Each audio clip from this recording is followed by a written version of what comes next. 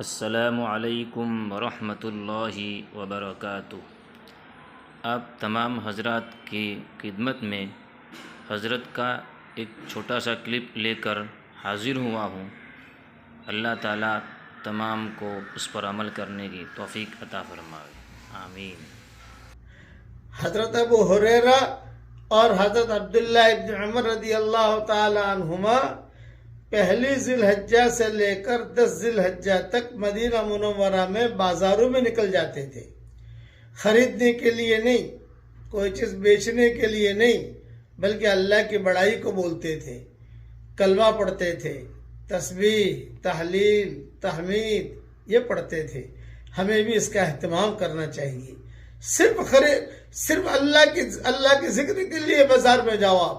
دوسرا یہاں کے ائمہ سے ہم سنتے ہیں کہ بھی رمضان کے آخری عشرے میں آپ نماز پڑھو، اور یہ 10 دن جو ہے، یہ پہلی ذی الحجہ سے 10 ذی الحجہ تک اس میں نماز پڑھو، اس کا بھاؤ زیادہ ملے گا۔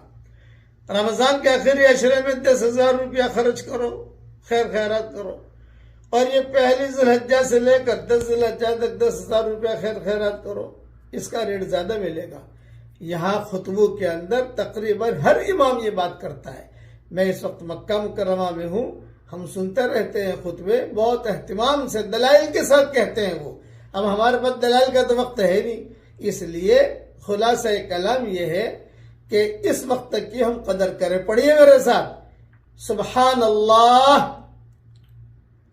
والحمد للہ ولا الہ الا اللہ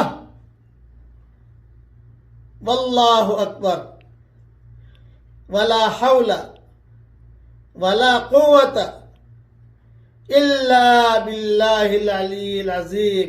دیکھو میں نے اتنا پڑھا، اللہ تعالیٰ کہہ رہے میرا بندہ مسلمان ہو گیا، میرے بندے نے مجھے اپنے آپ کو سونپ دیا۔